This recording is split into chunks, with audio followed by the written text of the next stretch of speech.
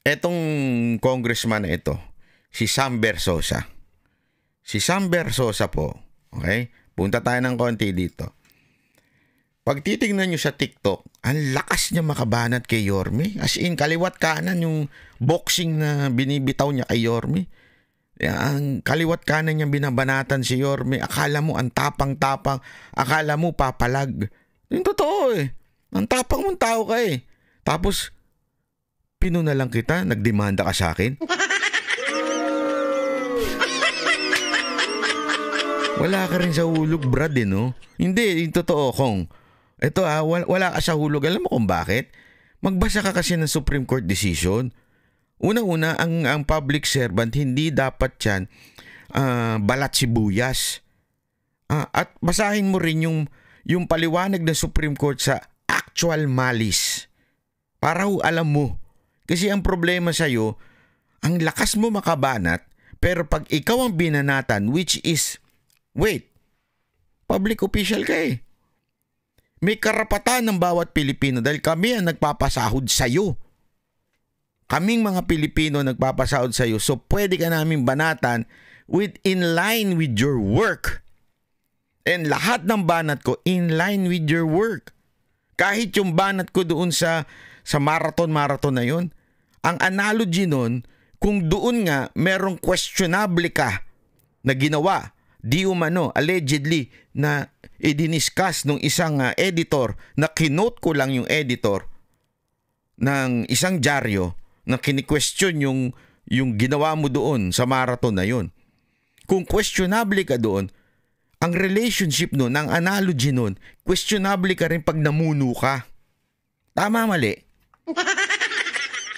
Tapos bigla ba pipikong ka, tapos magdedemanda ka? Ano ka? You do not... Alam mo mga kababayan, kayo mga taga Maynila, kung iboboto nyo si Sam Versosa dahil lang sa pinamimigay niyang spam ba yan? Ano pinamimigay niya? At saka yung pautot niya na binibenta niya yung kotse niya para mabigyan kayo ng mga ayu-ayuda o bigay, ganon. Mga nakikita natin sa TikTok na para daw maitulong niya, ganyan. Pambihira. Nadinig ko na yan, brad eh. Alam mo sa ko narinig yan? Doon sa mga presentation ng mga networking. Ay, nga pala, ano ka pala doon, ano? Boss ka nga pala doon. Di ba? Yung style mo, bulok na. Ako, nagtatanong lang ako, Yung style mo ba sa networking mo? Kung paano ka yumaman dyan, yan din ba ang style na ginagawa mo ngayon dyan sa Maynila? Ano ba yung ginagawa? Kasi ganito yan, para lang malaman ninyo. Sa networking po kasi, mga kababayan, di ba? Bibili ka ng produkto, tapos may mga binary, may mga, basta may percentage ka makukuha pag nakabili ka ng produkto. Oh, that's legal. No problem with that. That's legal. Alam ko yan legal yan Kasi kung walang product, yan ang illegal. Recruitment ang kita dyan. Bawal yan. Di ba? Pero pagka may product, legal yan. Kaya nga po, matik yan. May product yan. Lahat ng networking may product. O, babayad ka ng ganitong amount, bibigay sa'yo itong ilang kape. Ganon. But one thing is for sure. Overpriced ang mga produkto. Karamihan dyan. Overpriced ang produkto para yung kinita dun sa produkto na yun, pwede pang ibigay pagka nagkaroon ng per yan. Parang ganun yan Yung mga networking. Tapos, para, alam mo yun, para masabi mong kumikita ka, andyan na, i-encourage kayo yung mga, ito pangkalahatang networking po ito. Hindi ko po sinasabing ito yung networking ni Sam Versosa Pangkalahatang networking po ito. Sa networking, ganyan na yung itutulak ka ng mga leaders, yung mga upline mo, itutulak ka na bumili ka ng kotse. Tapos yan ang gamitin mong pagmamalaki mo. Diba? Pag malaki mo yung kotse na yan, nakabili ka ng bahay. Hindi ko ma-imagine dati akong security guard, nakabili ako ng bahay.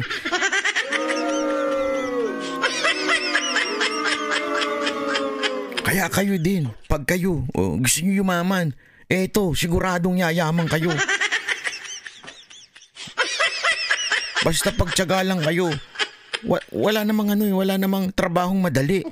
Lahat marireject ka pero meron din mabibinggo din diyan. Pagka nagkabinggo ka diyan, magkabinggo dito, pares yan. Tapos magkakaroon ng dalawang bunga yan hanggang magkakapares na naman yan. Kita ka na naman diyan. Style niyo bulok. Tapos pagka nakakita ka na, kumita-kita ka na diyan, bumili ka ng second hand na kotse.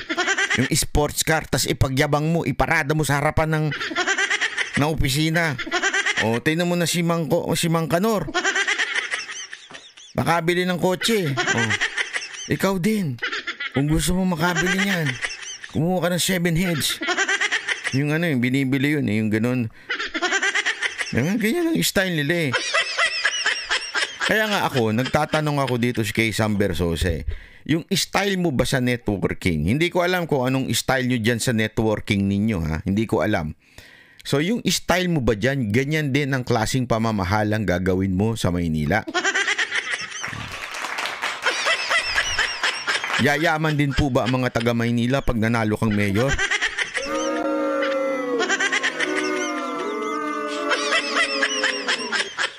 Banat ba'y sinasabi mo ba sa mga networking walang yumayaman? Meron.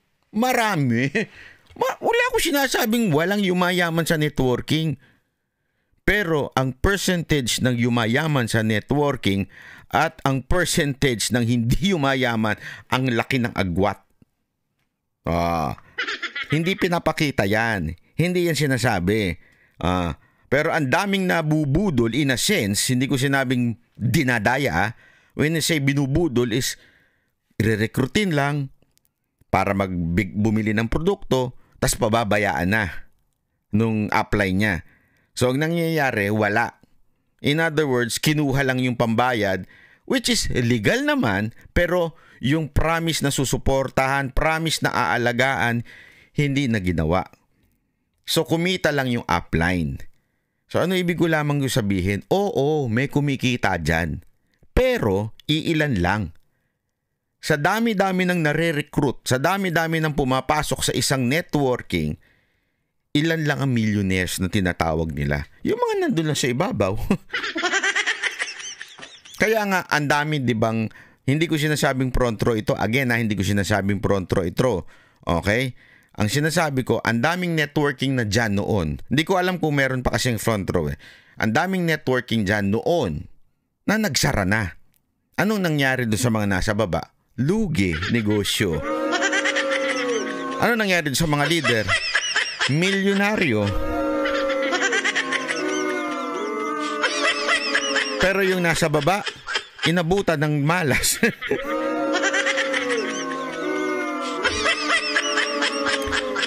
In other words, mga kababayan, simpleng-simple lang ho ito. Hindi ko alam kung ganyan ang front row, kaya nga tinatanong ko yan ngayon kay Sam Bersosa. Kung ganyan din ba ang klase ng pamamahalang gagawin mo sa Maynila? Na maiilang yayaman, pero mas marami ang patuloy na maghihirap. Kasi yun po ang simbolo ng sinasabi kong networking. Hindi ko sinasabing front row, ha? Yung ibang mga networking, ganun ang simbolo. Since you are part of this industry, Mr. Sam Bersosa, ganun din po ba ang gagawin mong pamamahala sa Maynila? Diba? Kasi kung ganun, paano na? Kaya nga sinasabi ko sa inyo mga kababayan, simpleng-simple lang. Etong si Sam Bersosa, kesa na magbago pag binatikos, kesa na ayusin yung kanyang buhay, 'di ba? Pag binatikos, kasi ganoon dapat ikaw pag isa kang congressman, isa kang public official, pag binatikos ka, hindi kayong katulad di barbers na si NBI yan, ganun. Nagagalit kayo. In the first place, if you are a public official, you are our public servant. Sahuran namin kayo. Kami ang nagbabayad ng sahod ninyo. So bilang mga boss ninyo, since kami ang nagbabayad, kami ang boss ninyo, dapat kayo ay nakikinig sa amin, sa utos namin, sa dikta namin dahil kami ang nagbabayad sa inyo. Tax namin ang pinambabayad sa inyo. So you should listen to us. Kaya nga si Pangulong Duterte, yun ang lagi sinasabi, you are public servant. Di ba? So may karapatan magreklamo mga Pilipino kung gusto nila. Yan ang katotohanan. Hindi, again I know there is a hangganan sa freedom of speech such as libel, mag-iimbento ka, magsisinungaling ka ng may malice, actual malice. Hindi, yun ang akin. Ang akin, pinupuna lang kita kung papaano ka mamamahala sa Maynila. Tapos mapipikon ka? Anak ka ng wewe. Ganyan ka ba? Hindi, ito sa ginawa mong ganyan, yung demanda mo, nagpapakita ka ng karakter mo. Ibig sabihin, napaka-sensitive mong tao. You are not right para maging isang leader. Kasi hindi ka tumatanggap ng puna. Ang tunay na leader, sabi nga ni VP Sara Duterte, ako, batikusin niyo ako, wala akong problema. Lahat gawin ninyo. Pero wag na yung mga tauhan ko, yung mga staff ko kasi hindi sila politiko. Hindi naman sila public servant eh. Sila po ay empleyado ng gobyerno pero hindi sila katulad ko na politiko. Ako, binoto ng taong bayan. Kayo, may karapatan kayong punahin ako. Walang problema yun. Dapat ganun ka eh. Hindi, totoo. Don't tell me, mas may bayag pa si BP Sara.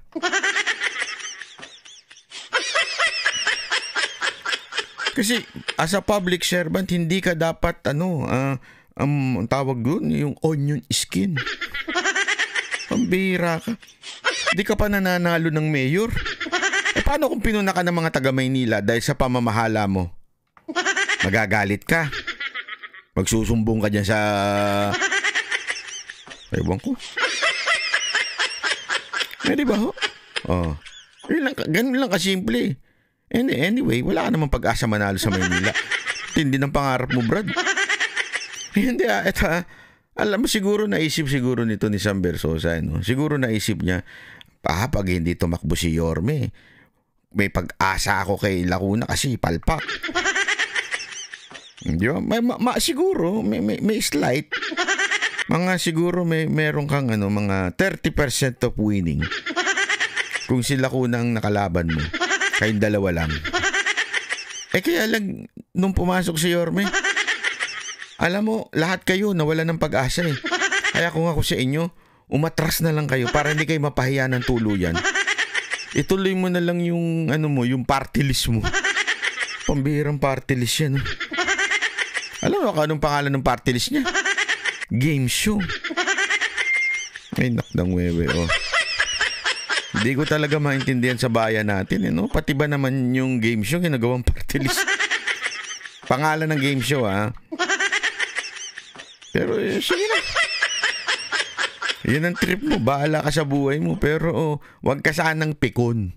Wag ka sanang parang konting lang sa'yo na criticize ka lang ng isang beses. Magdidemanda ako. Nagdemanda. Akala mo naman maapektuhan ako. Huy, boy. Ano na ito? Kalos na ito. May kalyo na ako. Pagdating sa libel. Hindi ko sinasabing kaya lang, ako? Bihasa na po tayo dyan. Alam naman po natin ng lahat ng kahit noon sigsisimula pa lang ako, yan ang una kong pinag-aralan. Kasi nga, banat ako di ba? Pinag-aralan ko yan kung ano ba ang libel at ano ba talaga ang may actual malice or defamation. Pinag-aralan ko ng gusto yan. Sinisigurado kong hindi ako gagawa niyan. At una-una, yan ang prinsipyo ng Banateros. Hindi mag-imbento ng kahit na anong kwento. Hindi maninira ng walang facts. At pangalawa, hindi namemersonal. Kami po ay bumabanat lamang pagdating sa trabaho na iyong nirerepresenta. Hindi ho kami yung tipong nagsasabi ng personal. Unless that personal thing will affect your work as a public servant. Pero yung personal lang para lang makagawa ng chismis, hindi ko namin ugali yun. At yun din ang kabilin-bilinan ko sa mga kasamahan ko. Lagi lang stick to the facts. Stick tayo sa kung ano yung binabalita. Oo, masarap ka. Alam mo kasi sa social media, ang daming mga sablay ng mga vlogger eh. Sa social media, ang sarap mag-chismis. Pag chismis, mas kinakagat ng tao. Yan ang temptation sa mga vlogger eh. Alam mo na, yung Talano Gold, yung mga ganyan, mga chismis na yan. Hinulaan ni Nostradamus ang pagkapanalo ni Marcos. Sorry pero yan ang mga bumibenta sa mga Pilipino. Pero hindi namin ugali yan.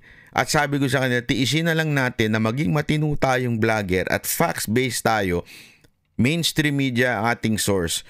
Kung meron man tayong source na hindi galing sa mainstream media, ay yung mismong speech ng tao na yon, na politiko na yon, o di kaya mismong tayo, narinig natin sa tao na to, sinabi niya, yun pwede nating ibalita. Pero hindi po kami nag-iimbento. Yan ang maaasahan ninyo sa Banateros. Yung credibility namin, hindi namin isasaalang-alang para lang makakuha ng views. Hindi po kami ganun. Dahil sa amin mas importante ang credibility bago ang views. Yung views will come, 'di ba?